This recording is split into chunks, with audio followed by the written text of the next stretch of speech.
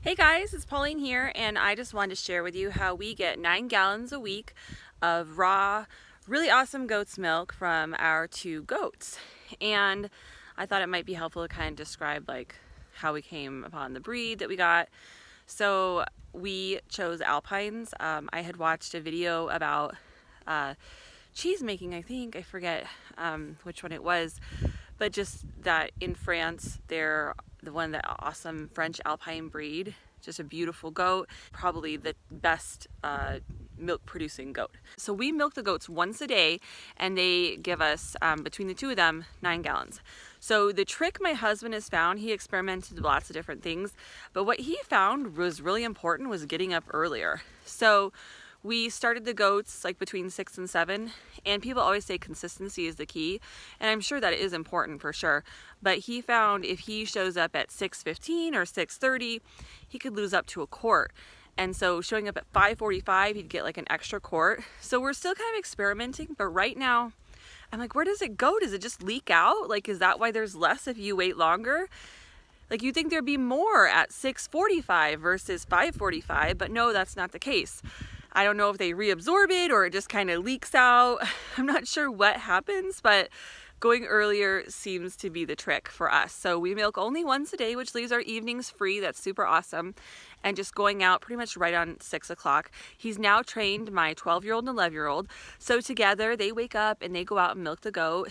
And we just really praise them and encourage them. Like, it's not a punishment. They don't do it every single day. Derek does. They take turns so they don't feel like it's a burden. And we just really praise them. And right now my 12-year-old daughter, she's making mozzarella cheese for our Friday night pizza night. And so we just really like, wow, thank you, Anya, thank you, Derek. You guys are the reason that we're having cheese tonight. And just really like make it be a positive thing. Because I heard a story once where a man had to grow up milking the goats, and he was like, oh, I never want to have goats again in my life. Like going out in the Michigan cold, freezing snow weather.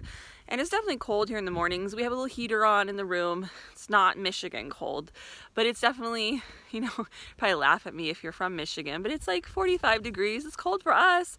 And so we put a heater on in the little shed that they milk in. I'm going to give you a tour of the goats real quick, but the last thing I just want to encourage you is when you see my goat pen, better done than perfect. Like, this is the mantra of my life. Perfectionists beware. Like, waiting until everything is perfect, waiting until the moment when you have everything awesome, like, just get the goats. I just felt we should have goats again. I miss having goats. I miss the raw milk. And also I miss just having them. I love goats. They're so much fun. And so I just, like, on a whim started Googling Alpine goats, which are not common in Arizona at all. And there was a creamery going out of business that had these 3 for sale. One is just a little friend. She can't really do milk anymore. She's real old, but the other 2 are producers. So let me give you a tour of our goat pen. All right, folks. So what you're seeing here is 2x4s that I definitely mean to paint come spring. Actually probably sooner than better since I'm pregnant. So we've had goats for like 10 years now. And when we did this, I remember it being like the middle of the night, like we had to go out of town and we were just trying to get this pen up. So I don't even think there's cement in the ground. Like, they probably will wear away eventually and we'll just replace them or whatnot. But it's just some chain link we had around. Like, Derek with the goats, baby goats, they can climb over a chain link fence. So we had to wire it to this crossbar here so it would keep the fence taut and tight enough that they couldn't like get a bend. Now these old ladies here, they're not real old, but they're not interested in climbing up over a fence. But let's go in. So I'll show you the gate my husband made. Okay, and for the longest time, we would just take this fence here and we would just snag it onto these nails, and that was our door. I mean, you just get started. If you have a passion for farming and you want to do it, and you're not a construction person like we are, and you didn't have a lot of money at the time like we didn't, just get it going. And so anyway, this is the goat he made. So the gate he made. It's just plywood and some hinges. I mean, you just get inventive when you're trying to, make it work, and it's something that's suitable. It's a nice big pen for them, and then of course they can get out and enjoy the acreage. Monitor. They would eat my trees up. So this is to keep them from getting out. It's just a latch with that little I don't know what you call those things, but that keeps them from being able to open it. So let's go in. So here we are. Now, So mind you, again, like I said, this pen is really old. So if we were to redo it now, we'd probably do it a lot nicer. But hey, it's working, and I was able to get my goats right when they were selling for a super good price. Honestly, like, it was an insane price. Like, she was just like, we need to move, kind of a thing. So those deals happen, and it wasn't on Craigslist. It was just Googling and seeing if her place was available. So I'll show you the udders if you're someone who likes to see goat udders. Just great big great udders. When you're looking for a goat, you definitely want udders you can hold, not tiny ones that are really small like some breeds. And she's the old lady. Now this, they keep knocking the roof off, and thank goodness in Arizona it rarely rains, but like, he just fixed it and they've already pooped all over it and knocked the roof off again. But this thing is super old. This was part of the original pen, and it's just like, it was just obviously plywood, but hey, it works, right? And then we just, like, right now is about, we need to clean this pen out, but this manure is amazing for all of our trees that are dormant right now. Out there we have our bare root trees.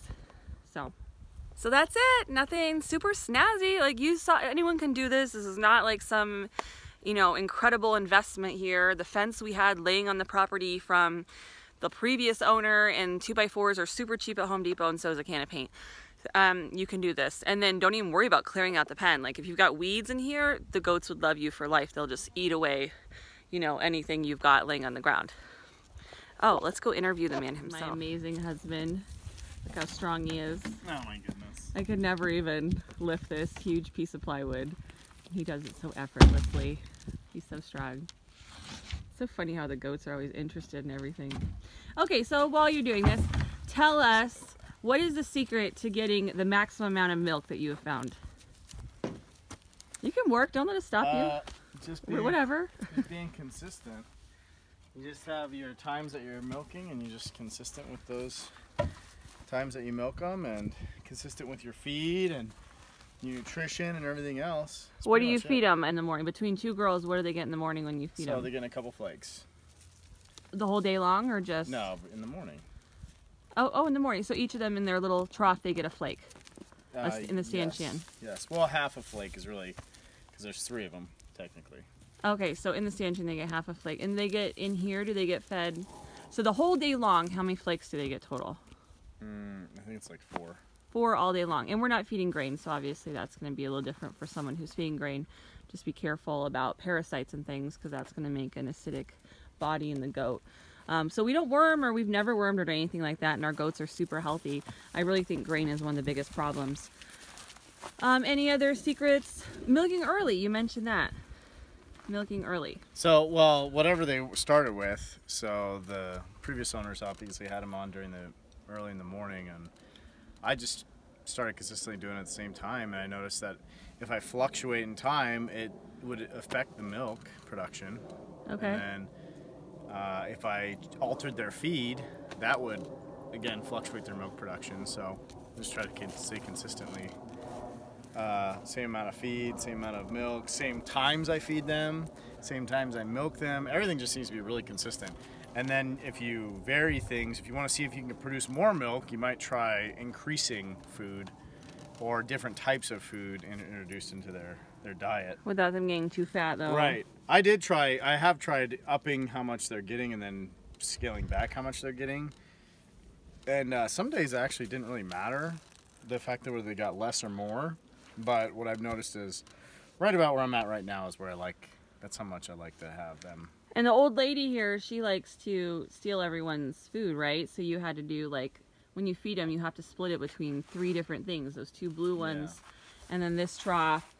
And now they've finally learned, right? Like, they don't fight anymore. Right. They will each go to their own little place, so they're each getting the proper amount of food. Mm-hmm. Okay, well, thank you so much for your time. Okay, I just wanted to show the stanchion real quick. You've probably seen many stanchions.